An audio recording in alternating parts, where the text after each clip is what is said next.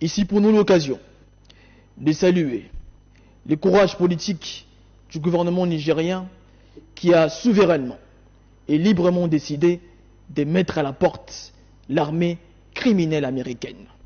Pendant qu'au pays de Lumumba, nous avons un président qui mouille le maillot d'un voyage à un autre pour convaincre les Américains à lâcher Kagame, pour convaincre les Américains à sanctionner Paul Kagame, alors que ces Américains sont les véritables agresseurs de son pays. Quelle honte pour le pays de Lumumba, quelle humiliation pour tous ces millions de morts que le Congo pleure jusqu'aujourd'hui. C'est une humiliation, c'est une honte de voir que nous avons un président qui ne comprend pas la géopolitique, un président qui n'arrive pas à prendre le courage qu'il faut pour pouvoir faire avancer son pays dans la voie de l'autodétermination. C'est une honte pour nous. Et certains turiféraires de ce régime nous ont dit qu'il faut laisser le temps au président, qu'il faut être patient. Les présidents vont finir par prendre de bonnes décisions. Écoutez, nous sommes très clairs sur ce point. Ceux qui pensent que Tshisekedi va un jour prendre le chemin de la souveraineté, le chemin de l'autodétermination, sachez que vous êtes en train de vous tromper. Sachez que vous êtes tombé sur le bon nègre de maison. Le bon nègre de maison qui pense qu'il faut mendier l'empathie des Américains. Le bon nègre de maison qui pense qu'il faut mendier la pitié du maître de la plantation. Tshisekedi n'est pas de l'école d'Ibrahim Traoré. Tshisekedi n'est pas de l'école d'Assimi Goïta. Tshisekedi n'est pas de l'école du valeureux général Tiani. Tshisekedi n'est pas de l'école de Kémy Seba. Tshisekedi n'est pas de l'école de Nathalie Yom.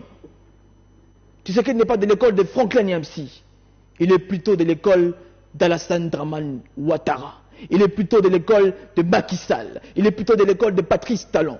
Ceux qui pensent qu'il faut se soumettre à l'Occident, ceux qui pensent que la politique internationale se résume à Washington, se résume à Paris, se résume à Bruxelles. C'est déplorable. C'est déplorable. Et il est temps que le peuple puisse prendre ses responsabilités. Lorsque vous êtes dans un pays où les dirigeants n'arrivent pas à prendre des décisions qu'il faut, le peuple doit se prendre en charge. C'est d'ailleurs la devise de notre mouvement, ce que les élites ne font pas pour le peuple doit le faire lui-même. Le peuple le fera lui-même. Les ancêtres ont parlé.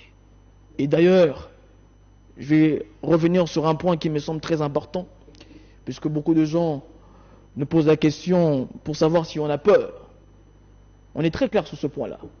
Nous, on n'a peur de personne. Et d'ailleurs, je le dis une fois, que tout celui ou toute celle qui décide de se battre pour la libération de ce pays, pour se battre pour la souveraineté de ce pays, pour se battre pour que ce pays puisse retrouver la stabilité, sachez qu'il est automatiquement soutenu, protégé par ces millions de morts que le Congo a perdus depuis 1885. Vous êtes protégés par eux. N'ayez peur de personne. Les cris de ces millions de morts, les cris de ces femmes violées nous protègent, nous sécurisent.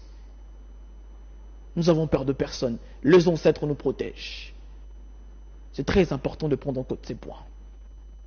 Les ancêtres ont parlé et les très hauts veillent sur nous. Ils finiront par comprendre.